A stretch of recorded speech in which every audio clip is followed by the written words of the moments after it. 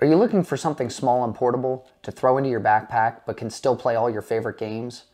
Everything you need to make that happen is right here on this table, and I'm about to show you today. Check it out.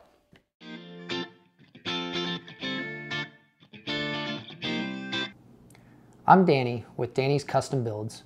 If you're new here, this channel is for how-to videos, tech reviews, and sometimes full PC builds. This is the ASRock Deskmini A300. I picked this up a little while ago and I wanted to do a build on it because I wanted something really portable. I do a lot of traveling and this is the absolute smallest PC I could find. This thing is the size of a motherboard and it definitely goes for the portability factor of everything. It's made by ASRock. They also have a H110 series computer as well, made for Intel. But I really don't recommend that because now with the Ryzen APUs that they've come out with, that AMD has come out with, it kind of makes the Intel version obsolete if you're looking to do anything besides regular productivity stuff. The selling point on this thing is obviously its size. And then using this over Intel, you have the access to AMD's APUs instead of using the Intel built-in graphics. In my eyes, the AMD one is far superior to the Intel variant. Plus, the Intel processors are so much more expensive. If you're looking to get into something budget-wise, I mean, the price of this is cheap and your other components is cheap as well. The case comes in at 1.92 liters. For the price that you're paying for this, it includes your case, your power supply, and your motherboard. I think it's a pretty good deal considering all those components sourced separately are way more expensive than what you would pay for just buying the Deskmini.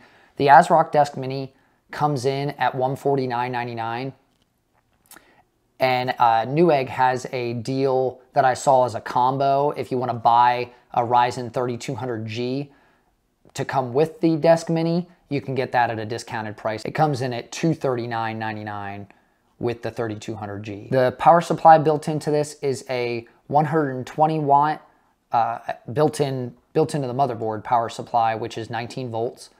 The motherboard is a A300 chipset, which is a mini STX. The graphics output on the case, on the motherboard, is one HDMI at 4K at 60 Hertz, a display port that can put out 4K at 60 Hertz as well, and a D-sub port. The audio inputs are headphone and mic on the front, as well as a USB 3.1 Gen 1 Type A and a USB 3.1 Gen 1 Type C.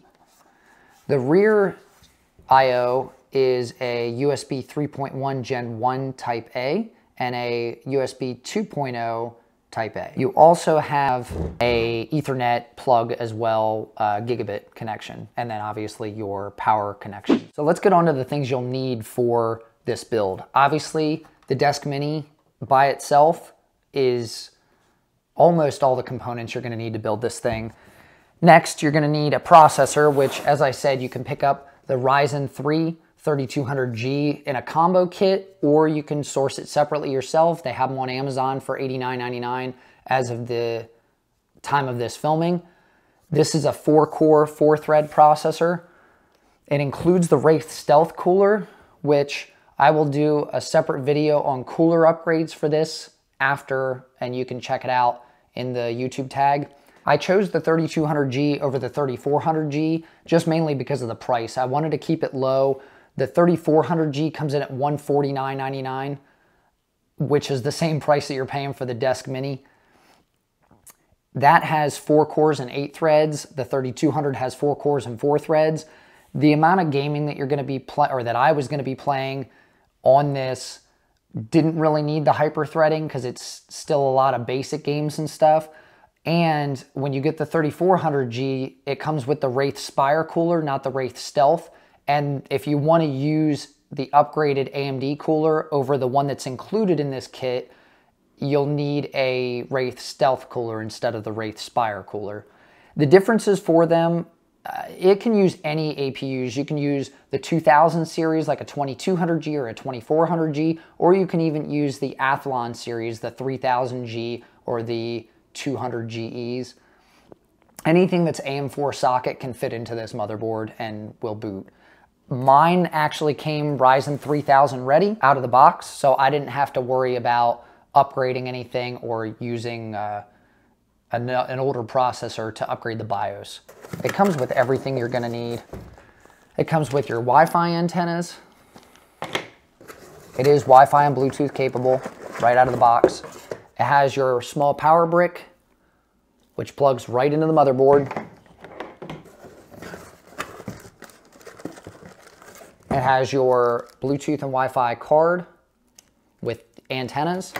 And then it also has two SATA adapters to put onto the motherboard as well in case you want to add storage above the M.2. So getting into storage about the ASRock, there is two M.2 ports, one on the back and one on the front of the motherboard. They are the 2280 size. It's a PCI Gen 3 x 4 slot. So you could use NVMe drives or you could use SATA drives in the M.2 port, which is what I ended up going with.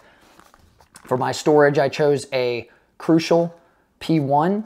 It is a NVMe storage, 500 gigabytes. You can choose something bigger, smaller. I just wanted the average amount of storage and still have something fast and responsive. Another main difference with the Ryzen 3400G over the 3200G is the integration of Vega 11 graphics. The Vega 11 versus the Vega 8, which is in the 3200G, runs at 1400 megahertz. The 3200G's Vega 8 graphics runs at 1250 megahertz. I'm not sure of the difference on that. I didn't run a 3400G in this. Now, I did run different RAM in this from the beginning, and that is what makes the difference in AMD. This is the Crucial Ballistix, 3200 megahertz. It's 16 gigabytes, two 8 gig sticks, and they are SODIMM RAM. That's what this motherboard requires. It's almost like a laptop layout. The most important thing when choosing this build and deciding to put it together is choosing SODIMM RAM. If you choose a full-size RAM stick, it will not work in this motherboard. And as I said before, high-speed RAM is what the Ryzen APUs need to perform well. When I ran with the lower grade kit, I had a 2666 kit before, and I was running it in single channel as opposed to dual channel. That's another thing that Ryzen APUs need. It made a humongous difference. I went from like 30 to 40 FPS in some games to 70 to 80 FPS in games. I mean, it is a massive difference on the same settings. But I'll get to benchmarks and everything later. Let's go ahead and throw this thing together, and then we'll take a look at it.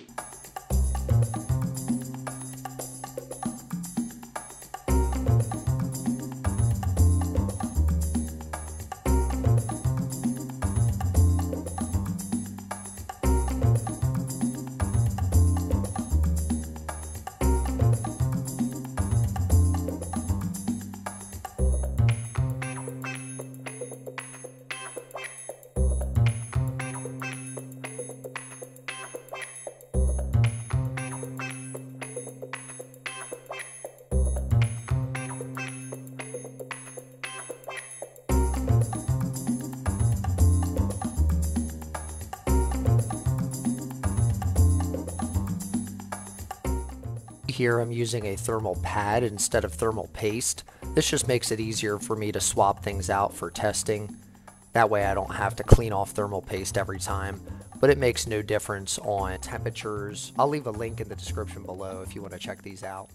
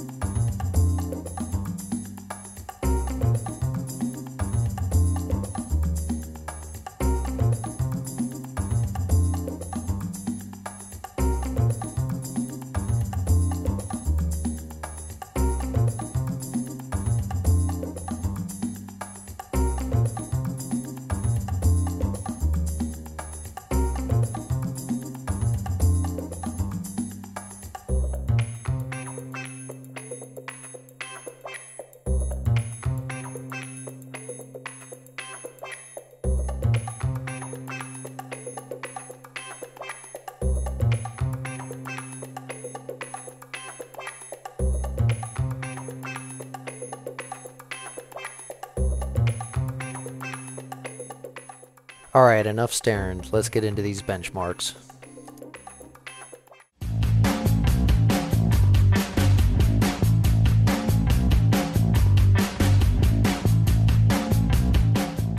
That's right, this thing can even play Call of Duty Modern Warfare. Now, all games were tested on the lowest settings at 1080p, except for Modern Warfare was done at 720p as you can see.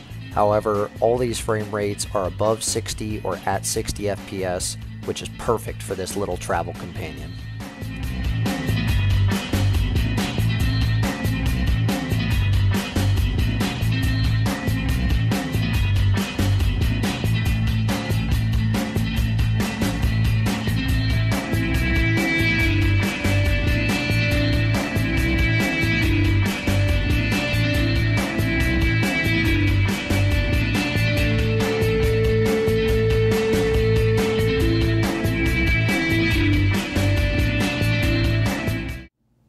And that wraps up this ASRock Deskmini build.